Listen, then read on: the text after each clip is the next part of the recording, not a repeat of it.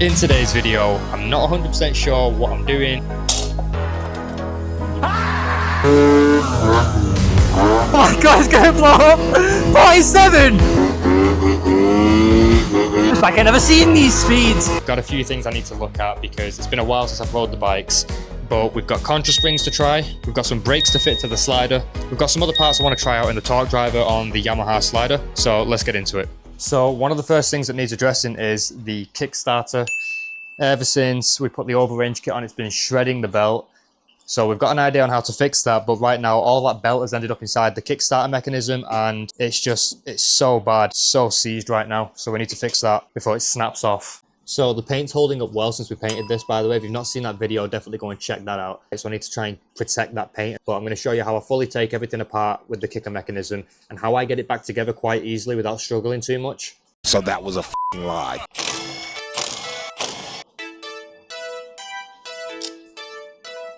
Okay. There's definitely a lot of belt that's got gunked up in here and we just need to clean this off because it is just not rotating how it should at all. It's almost fallen off there as well. It's dangerously close. Oh, okay, that's what's happened. The springs moved. You see the springs all like jammed up there. Shouldn't be. A bit nervous to put my fingers that close to it actually, but as you can see right there, right here, the spring is not seated where it's supposed to be seated. Maybe we can fix this really quick and easy actually. So an issue that I've had with this before is the spring's done what it's done now, where it's sort of popped out and it's obviously getting stuck in the wrong place. But it probably is salvageable at this point without me fully taking it apart, so I might just try and salvage it the easy way. Right here where the circlip is, you won't be able to see there's another washer right behind it. I added that just to stop the kicker mechanism here from going into the casing. Put that spacer on to try and take up that gap between this circlip right here and the casing. But apparently it's not working because it shouldn't be doing that, but it's still doing the same thing it was doing before. So let's try and fix it. So what I'm going to do is just stick these mole grips right there, just to stop that spring from unhooking, hopefully, like that. So as you can see there, by putting the mole grip here, it's holding this spring down and stopping the spring from pinging off over this lip right here. Try and get the spring seated back where it's supposed to be. Don't know what causes this, but it happens once a year. Oh. Right, so in today's video, I'm going to show you guys how to fully assemble the kicker mechanism, because, yeah. First things first, we've got to get that circlip off this side. So that's the circlip which holds the kicker mechanism on, which probably wants replacing at some point soon. And then the washer that I added to try and help it, little fibre washer, another washer, and the kicker mechanism. Unfortunately, I'm running low on cleaner, so I'll try and do this quick and easy. Last time I did this, I added grease to it to try and help it all move nice and freely, but I probably made it a bit worse because that grease has attracted all the belt dust. This might take a few attempts, but this is how I do it. There are special tools you can use. I don't want to do it that way. That's not me. Get these mole grips and just lock the spring in right there. So as you see, it just slots in around this little curvature right here. What we'll do, we'll take these off first. Try and wind it round without that in the way.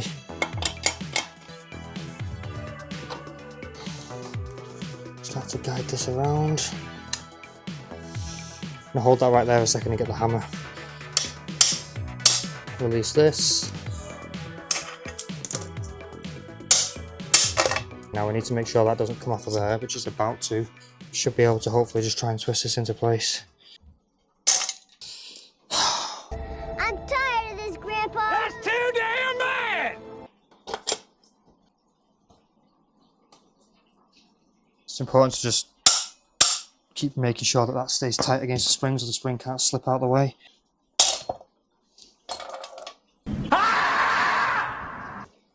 Okay, fine, I'm cool, I'm fine. Just drop that in. So that helps me a lot with keeping tension. Okay, right, we're at a pretty good spot. We've got it locked in. So the issue that we're facing now is the spring sat over this lip. It needs to be way all tucked down into there, but we've got it latched in here. We've got it latched here. We need to put something on here to stop this from slipping off, whilst also applying downwards pressure to hammer this onto there and then try and wiggle that in. This is like the fourth time now, fourth attempt. Let's see if we can get it this time. Get that on there. Now try and position the spring in. Like that. think that could be it. That might be it. That wasn't too bad actually the last time. I started to get the hang of it. Hopefully I'll still remember how to do that next year when it happens again, because it probably will happen again. The spring is fully seated in there. This is locked in place. This is still down. We just need to get the retaining clip on now to stop the kicker mechanism from going this way, which should hopefully hold everything down, and hopefully we have a working kicker mechanism for another year. So that's that on there. Get that back in there. How is that? Oh, well, they popped off. That's not ideal. Shit. Oh my god, it's like a ticking time bomb. That nearly exploded. I saw it. It was slipping. I don't know why the circlip's just come off. It's not doing its job for some reason. It seems like it's locked in this time for sure. Well, that was fun. I'm having a good time. We got the Kickstarter back together, which is good. And now we're going to change the spring in the torque driver because I've got a softer one. Apparently, it came recommended to me by Ped Parts. It wasn't from Ped Parts, it was from eBay. So we're going to go ahead and do my usual method that I do to test if a spring is softer or harder, using a pair of bathroom scales. I've had people tell me to run as soft a contra spring as possible without belt slip. But what I'm concerned about isn't belt slip. I'm concerned that if the spring is too soft, the CVT system is going to start operating, so the torque drive is going to start opening up and the belt's going to start going in, maybe before the back wheel actually engages, before the clutch engages the clutch bell, and then basically we'll be shifting gears before the bike's even set off, so it'll be like trying to set off in second gear. So that's why I like to run a stiffer spring as well. It's another reason, is if you run a stiffer contra spring, you know that your CVT is going to be held in first gear, so to speak, for longer, whilst the engine's revving up and the clutch hasn't engaged yet. With the Overrange Kit, you saw the video on that. If not, go check it out. The Overrange Kit is ribbed. So it's got like teeth almost in the actual faces of the pulleys, which bite against the belt and they chew the belt a little bit. So that's why I want to try a softer spring. So hopefully this Malossi one that we've got today works.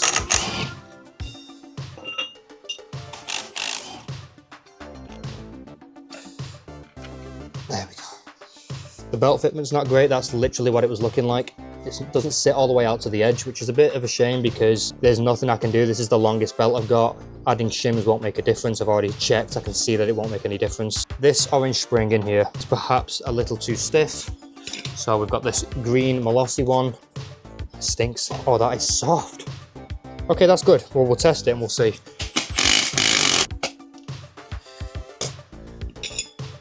That's in there. Yeah, that definitely feels way softer. That's good. I can already tell, but we'll do it the way I do it. So I see how much force is required to compress the spring fully all the way with my body weight. So we'll try that. 49.6 kilo, about 47.6 kilo. Does it fit? Oh, it fits and it's smooth. Like if you put the orange one in there, it's tight and it's binding like crazy. And then the green one, it's got a bit of wiggle room. Let's get it back together and just try it, I think. I think that's what we'll do from here. No way. Oh, it's just gone on first time. I've been having so much trouble with these lately. It used to be dead easy, but then I've changed torque drivers and nuts. And now we can get it back together and see if it's any better. And I'm hoping it will be. I think it will be. Might even get a bit more top speed. The reason I always say put the belt right into the torque driver is so you've got plenty of slack down this end, so that when you tighten up your front pulley, you don't tighten it against the belt, because otherwise it wouldn't be tight. And you'll find out pretty quick that when the nut comes off. And don't worry about the belt, it will always seat itself properly when you start the bike. I'm just marking the Variator with a sharpie so we can see how much of that sharpie gets removed by the belt to make sure that we're getting full belt travel using the entire circumference of the Variator. If not, we're losing top speed.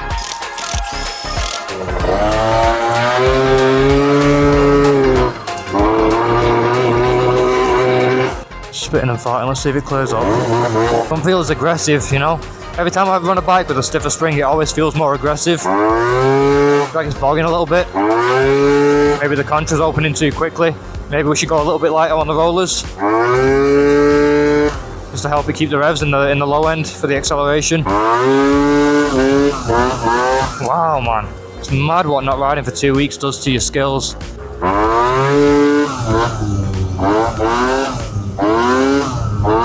Something is loud. It's like a little turbo in the CVT. You know when people like plug those fake turbos into the cars, like the audio sound things that goes through your OBD port? It sounds like that's going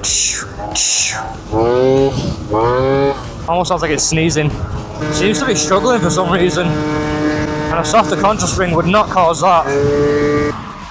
Alright guys, there's a few cars passing by, so there might be a bit of road noise, but the things that I've figured out today, we set off on the Typhoon and straight away it was kind of spitting and farting. The carburetor tuning probably wants looking at, but then it cleared up on its own. But it feels like there's a bit of a bog. I don't know if it's because the weather's a bit cooler, I doubt it, but it just feels like there could be a CVT bogging and a carb bog, so it just feels like it's losing a little bit of power. The kickstart is already starting to seize again, which is weird. I don't know what's going on with it right now, and it's ever since I put the stage 6 kicker on. I don't think it's anything to do with that. I think the parts are just old and worn, and the swing's just trying to jump out of place, so I'm probably going to try and fix that with a bit of welding, but that means I'm going to have to actually get a welder because I don't have one, and I'm going to have to learn how to weld, so we're going to do that because I definitely want to start introducing welding to the channel for sure. There's so many things I could do if I had a welder, so that would definitely help. We were getting like 50 mile an hour, and it just seemed like it was struggling a bit. I don't know if it's because it's windy up here. Normally she'll get to 60 quite easily, so this softer spring shouldn't have caused that unless I now need to mess with the rollers and maybe, I don't know, lighten them a little bit. I think we should get it back home, put it to one side for now, and I might try and start dialing in the carb tuning and the CVT a little bit more in another video. I don't want to go into that too much in this video. I just wanted to test that new spring and see how it was. But yeah, I tell you what, around here it's so nice. I've never sat on this wall before. We stopped here in one of my previous videos and the carburetor was so loud because it was like resonating off the wall. But there's a stream down here and it's just so nice. Really peaceful when there's not cars, you know, blasting past. I think we'll carry on the journey. We'll see what speed we can get on this bit of a downhill because this is where I've done most of my top speed runs. We'll take it back home and probably get on working with the slider because there's definitely a few things I need to discuss with the slider for sure.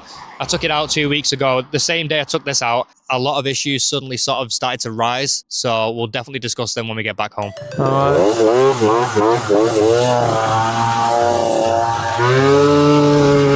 Yeah, it's struggling. You hear it? Oh my God. I don't know what's going on with it. Maybe it's fouling the plug again. I'm going to have to just start running premix.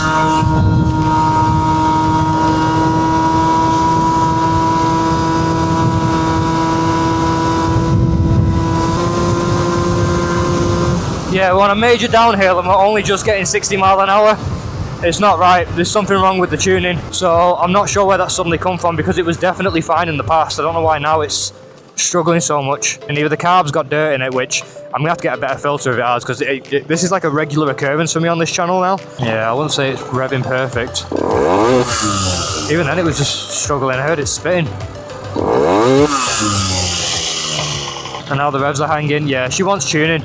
Hoo-wee. I can ride peacefully at least. Alright, that's what I'm talking about. Public urination. One more law that I'm breaking. Wait, when you gotta go, you gotta go. Yeah, it's just spitting like crazy. It must have fouled the plug again. Right, so I'm putting that down to too much oil from the oil pump, and I'm gonna have to start running premix and just delete the oil pump. We're gonna have to. But if I do that, I might as well get the Stage 6 Mark II Pro cylinder that I wanted to get because I'm running the street race kit, which is safe to use with an oil pump, which is kind of why I bought that kit in the first place. If I go premix, there's nothing really stopping me from getting a more powerful cylinder kit at that point for this bike. Oh, braking in the corners. What a pussy.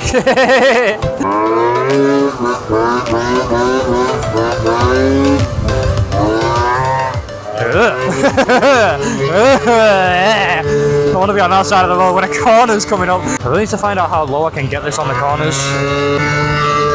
Just start throwing my hip down, really get that lean on, you know? It's not a very good launch. It's not bad, it's not great. I might be better off with the stiffer contra, honestly. It moves though, it's moving. It's pretty quick. So we're back home. I turned the camera off and the bike started struggling like crazy on the way home. Like the last quarter mile, it was just stumbling and it wasn't recovering at all. And then I've looked at the oil line. Don't know if you guys can see, but there's air in the oil line. There's literally air bubbles in the oil line. I don't know. It doesn't seem normal to me. I'm just going to go ahead and say that straight away. I don't know, but air in the oil line's weird. Let's just delete the oil pump. Ooh, if I delete the oil pump, what will I do about the throttle cable? Will it still work, or will I have to fit a whole new throttle cable that runs all the way to the carb and bypasses the splitter? There's a splitter in there. If not, I'm going to have to get another cable and just run one massive cable straight to the carb, which I know how to do. I can do that easily. I can get the right cable. I just get one that's too long and I cut it down to my own size. I've done it in one of my previous videos. Go and check it out if you haven't. I am not sure where to go from here, but I'm going to figure it out. So one of the things that was an advisory on the MOT for this bike was this little bit of corrosion right here. So we're going to go ahead and tackle that with some WD-40 and some tin foil, because apparently this will just remove the corrosion quick and easy. Let's give it a try. That's crazy. That is crazy. Alright, that's not bad. It's definitely took the corrosion off, like the rust at least, but there's still a little bit of pitting here and there, which there's nothing I can do about that. Now, the last time I rode this bike was like 2 weeks ago, and there was two things that stood out to me the most. If you remember in the last video, we had to shave down the casing on the inside that the new clutch bell had some room to fit because it was rubbing on the casing and the back wheel was just locking up. When I went out for a ride on it for a little while and it got really warm, I think maybe the bell was starting to catch again on the casing, so we might have to shave the casing down just a little bit more. I was on my way home and I'm under full throttle and it was fine until I let off, and then when I got back on again, it would just like bog, almost like turbo lag without the benefits of a turbo, and it would lag for like 3 or 4 seconds and then it would stop struggling and just carry on. And it was so weird because I could just stay on full throttle as long as I wanted, no problems. As soon as I let off and tried to get back on, the same problem consistently kept happening again. So we're gonna check out what's going on here today, change the brakes, and then future videos are going to be, I think I know how to make this a lot faster by changing just one part, and it's not the Stage 6 Sport Pro Variator, so that might be the next video. And then obviously I also want to do a video on the Stage 6 Variator to see what kind of effects that has on acceleration and top speed. So we've got at least 2 more videos coming up on this, I think, before we do the full 70cc engine build. I've told you before in the past, if you've seen my other videos, that this bike came with an entirely spare engine, and I've looked at it recently. It's in the attic. I went and had a look at it to see if there was any decent parts inside behind the casing, and just to give it a quick inspection. I was going to use it for the engine build, but we just can't. Where the kickstand goes underneath, it snapped off the bracket, the mounting bracket, and so someone's just put a bracket on it with screws all going through into the casing, and when you take the casing off, you can just see like 4 screws all over the place just coming through. It looks horrendous, so I'm just not going to use that casing. It's too far gone. It's been bodged. It's got big holes in it. We're just not going to use it, so we have to pull this one out when we want to do the 70cc engine build, unfortunately. I was hoping I could just keep this going until the other engine was built and put it straight in, but we're not going to do that. Yeah, that looks like it was rubbing to me. In here it doesn't. On the bell it does. I coloured this all in black Sharpie, and that black Sharpie is severely gone. It looks like it was definitely catching, but then in here it doesn't look like it's made any difference. Like, it doesn't look any different at all. So where's it catching? Also, I was spinning the bell like this, and my finger went in there between the bell and the casing. Took a pretty big chunk out my finger, so don't do that, guys. Be very careful with your fingers. I don't see it catching anywhere. Right, well, we've gone through the casing right there, so I wasn't too worried about that, but we might as well just keep going, I guess. Just open up this area, and at least then it'll breathe. I did want to put some ventilation maybe in the back there as well, to be honest. I just don't want to fully take this section of the casing off, but might as well just open this up a little bit now, and then at least I should be able to get a good idea of what's going on.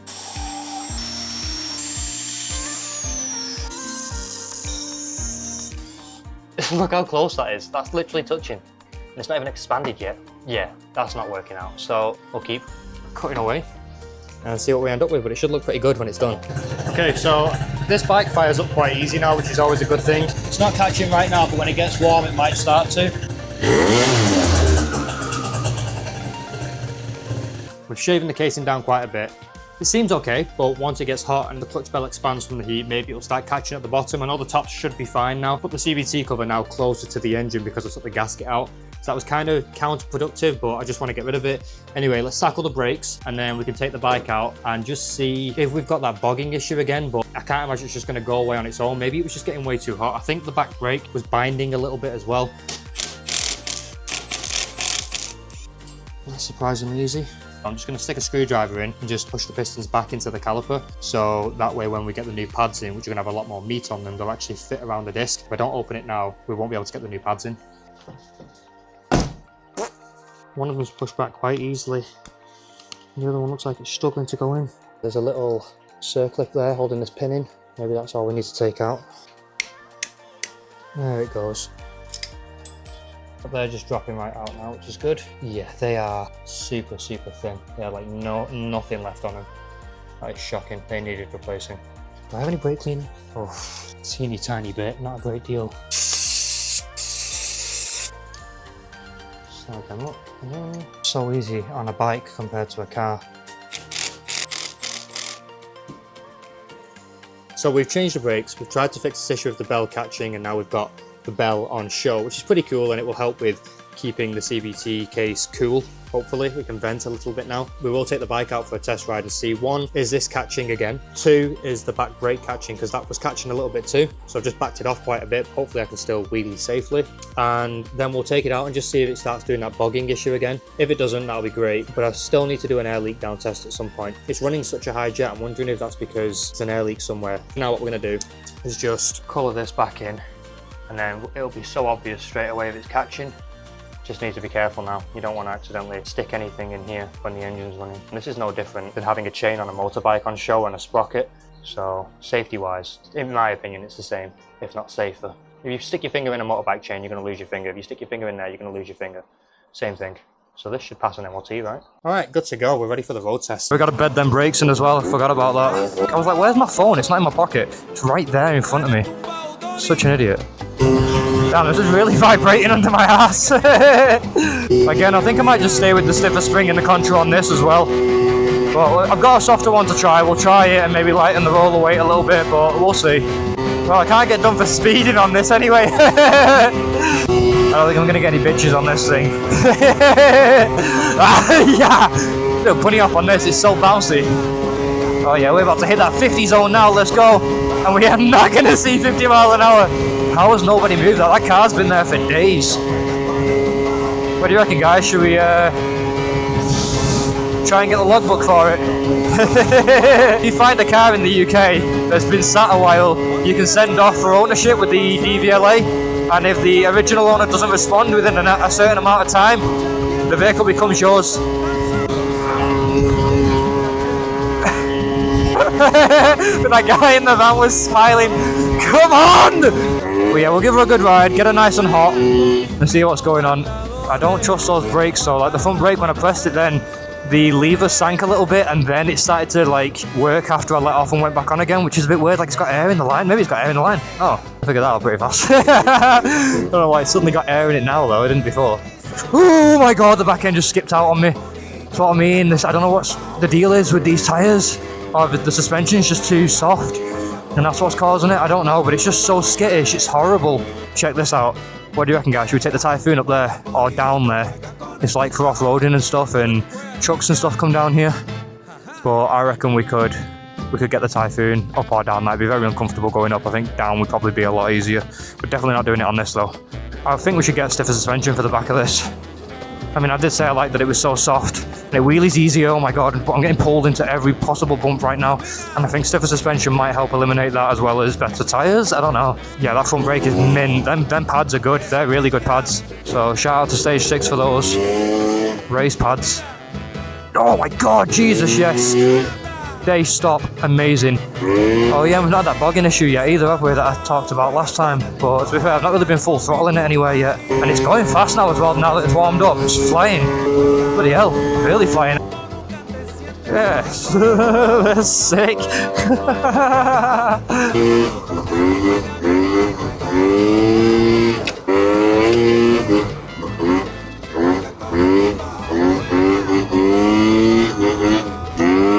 Got a bike behind us.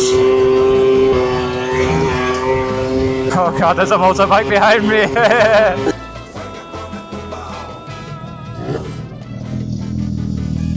didn't want to go past, it smells magnificent. Yeah, two-stroke, yeah. This is my slow one, it's a Yamaha Slider. It's a 50 right now, it's going to be a 70 soon. I've got another one at home, a Typhoon, and that's a full 70 build. It's a lot faster than this. Yeah, they're not bad, mate, they're not bad. We're probably not going to keep up with him because he's rapid on fucking corners. No, honestly, it's so sketchy. I don't know what's wrong with it. It's either the tyres or the suspension, but you hit a little bump and it's like this. Yeah. Whereas on the other one I've got, it's fucking mint in the corners. You can go so fast. You have TikTok? TikTok, YouTube. I'm doing YouTube mainly now. Right. I can't really be arsed with TikTok. It's too slow, two-stroke. Yeah, we're twos, we're number twos. See you, mate.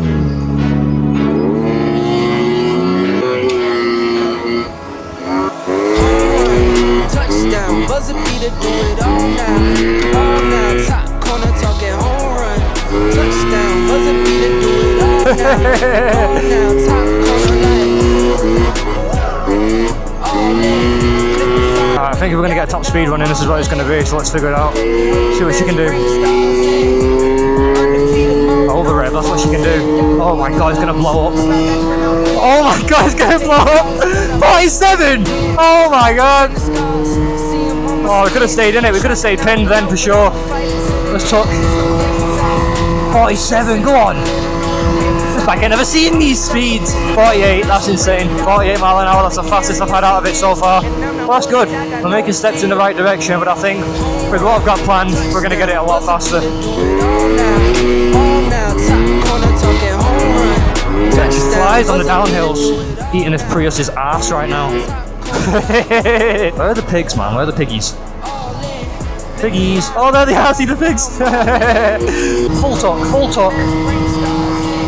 We are like 45! Can't believe how high this thing's revving on a stock crank. Hopefully we'll be alright.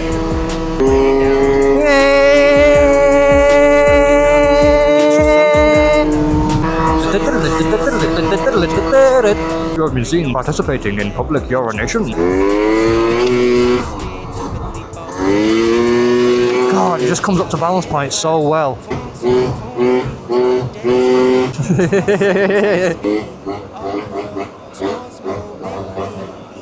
Oh, Jesus. Front brake seems okay, actually. I've not noticed it getting soft again, which is good.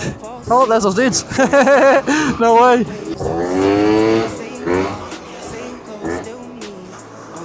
Squeeze on through.